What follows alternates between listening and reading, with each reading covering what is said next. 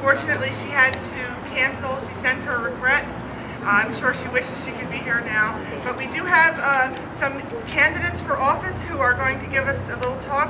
Our first candidate for office is Marie Corfield, and she's going to give us a little talk right now. Marie, I don't have your bio. Our MC has all the bios, and she's running a little late. We're expecting a whole other busload of people to arrive.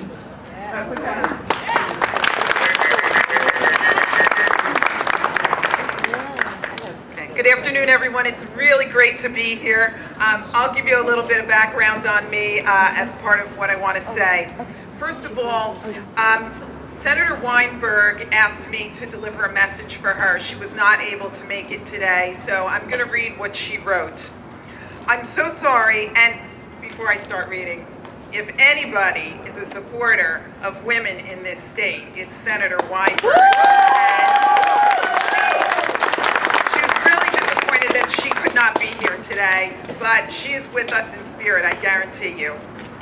I'm so sorry I was not able to be with you today, but make no mistake about it, my commitment to standing up to the war on women is never wavering. We, along with so many of our sister legislators, will speak up as our governor continues to carry out the Republican mantra to end women's access to health care, birth control, good education opportunities for their children, decent jobs, and clean air to breathe. That's what I believe in, and that's what people like my sister messenger, Marie Corfield, believes in. So let's get to it. Let's elect women and men who will stand up to end this war and protect women and the families they represent.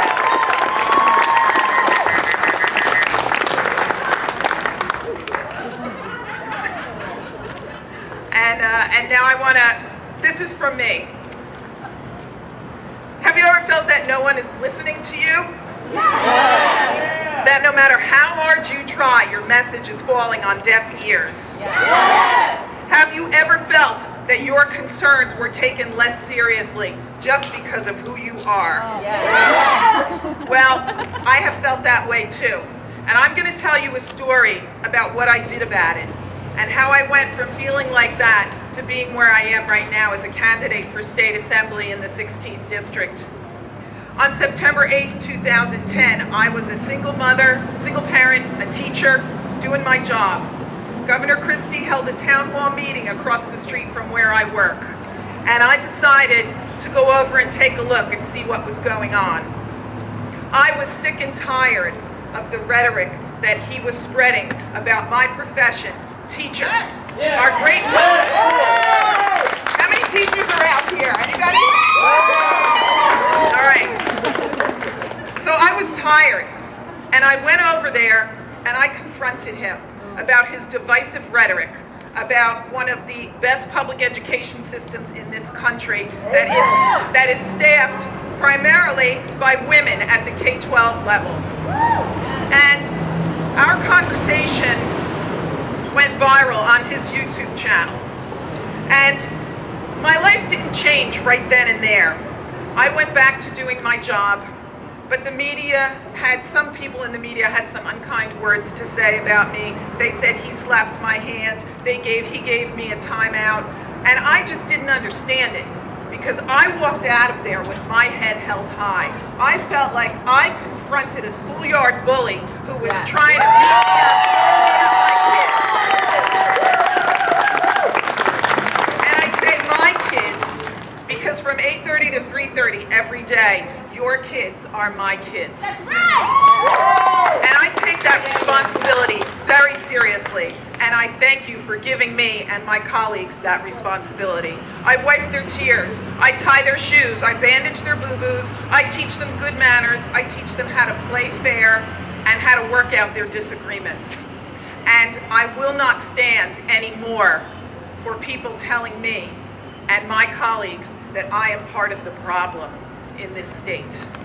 The cuts to education are directly affecting women. They are having a direct impact on our jobs, on our pensions, on our benefits. And as parents, they are directly affecting the quality of your children's education, as all of your children will be subject more and more to unproven standardized tests and witch hunt tactics as our governor tries to get rid of all those bad teachers.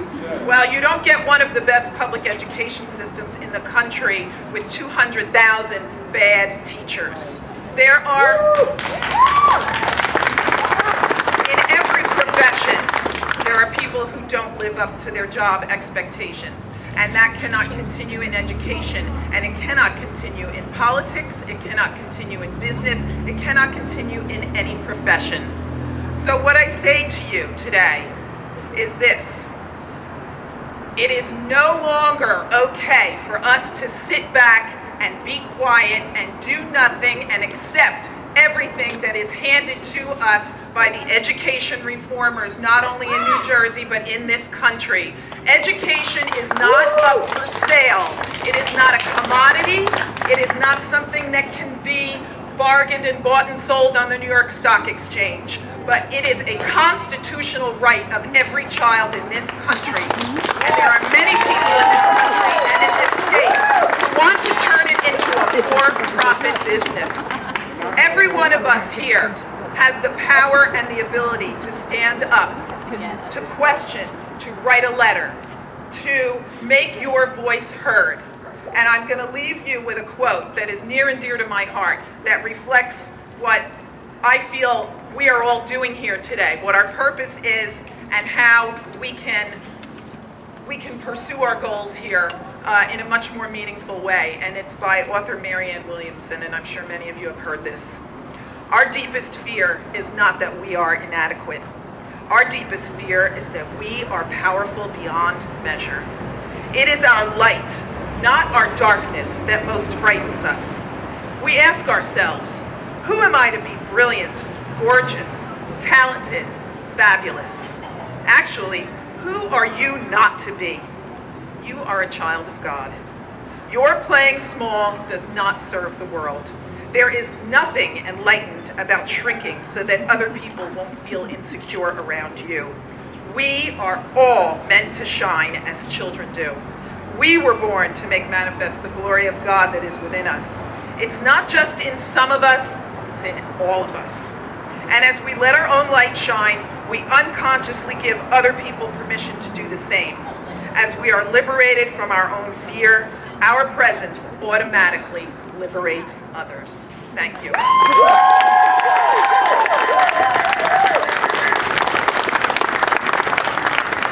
you so much, Marie. Let's hear it for public education, everyone.